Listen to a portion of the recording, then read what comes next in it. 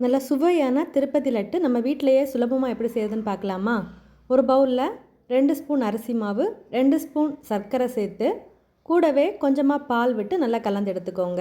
அடுத்ததாக இதில் 1 கப் கடலை மாவு சேர்த்து கூடவே 1 கப் அளவுக்கு பால் கொஞ்சம் கொஞ்சமாக சேர்த்து கட்டி இல்லாமல் நல்லா கலந்து எடுத்து வச்சுக்கோங்க.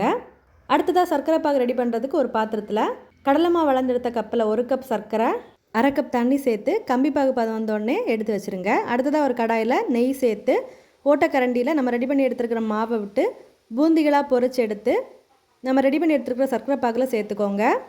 எல்லாத்தையும் ஃப்ரை பண்ணி சேர்த்து இந்த மாதிரி நல்லா கலந்து விட்டு எடுத்து வச்சுருங்க. சர்க்கரை பாகில் பூந்திகள் நல்லா ஊறி வந்ததுக்கப்புறமா ஒரு மிக்ஸி ஜாரில் போட்டு கொரகொரப்பாக பொடிச்சு எடுத்து ஒரு பவுலில் சேர்க்கலாம்.